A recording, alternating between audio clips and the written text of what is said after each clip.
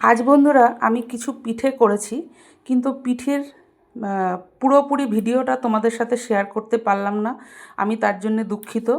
কেন গতকালকে আমি রাত্রিবেলায় পুলি আর চুষিগুলো সব করে রেখে দিয়েছিলাম। আজকে আমি দুধে ফুটিয়েছি। তা কীভাবে কি করেছি তোমাদের সাথে সেটাই একটু শেয়ার করছি এখন।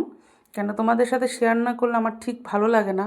তোমরা আমার ফ্যামিলির লোক, যেহেতু আমার তো একটু শেয়ার করতেই হয়।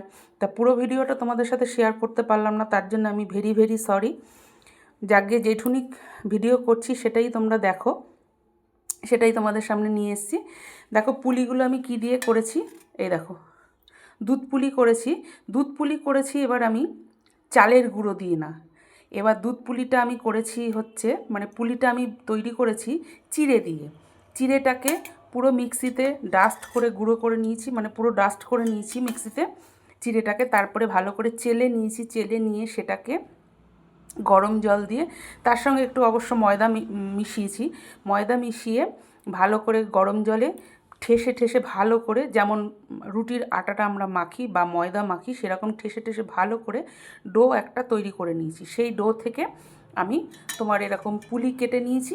পুলি কেটে তার মধ্যে নারকেলের পুর ভরেছি।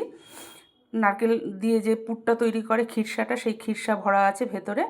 আর দেখো চুষি কেটেছি, এই দেখো, তার সঙ্গে আমি চুষিও করেছি। ওই একদম চিড়ে দিয়েই চুষিটা করেছি। এবার প্রথম করলাম চিড়ে দিয়ে পুলি আর চিড়ে দিয়ে চুষি। আর দেখো চিড়ে দিয়ে অল্প কটা ভাজা পুলি করে নিয়েছি। একটু কালো কালো হয়ে গেছে, একটু ভাজা পুলি করেছি, খুব বেশি করিনি, অল্প কটাই করেছি ভাজা পুলিটা। সেটাও চিড়ে দিয়ে করেছি। এর মধ্যে পুর ভরে চিড়ের পুলি তৈরি করে তার মধ্যে নারকেলের খিরসা ভরে তোমার ভেজেছি। আর এটা দুধের মধ্যে ফুটিয়েছি। দুধের মধ্যে এলাচ ফাটিয়ে দিয়েছি, তেজপাতা দিয়েছি দুটো, দিয়ে ভালো করে দুধটাকে মিষ্টি দিয়ে বাতাসা দিয়েছি, তার মধ্যে চিনি দিয়েছি, লাল বাতাসা দিয়ে চিনি দিয়ে ভালো করে দুধটাকে ফুটিয়েছি। তারপরে তোমার এই মানে পুলি আর তোমার এটা হচ্ছে, নামটাও ভুলে যাচ্ছি কথা বলতে বলতে, চুষি, পুলি আর চুষিটা আগের দিন তৈরি করে রেখেছিলাম। আজকে দুধের সাথে ভালো করে ফুটিয়ে নিয়েছি। খেতে বন্ধুরা অসাধারণ হয়েছে। আমি প্রথম করলাম চিড়ে দিয়ে পুলিটা, কিন্তু খেতে দুর্দান্ত হয়েছে। আর খুব নরমও হয়েছে পুলিটা, জানো তো বন্ধুরা, এত ভালো হয়েছে খেতে। মানে আমি খাইনি ঠিকই, কিন্তু আমার ভাইয়ের বউ এসেছিলো, তারা খেয়েছে, খেয়ে বলল অসাধারণ খেতে হয়েছে, খুব সুন্দর নরম হয়েছে।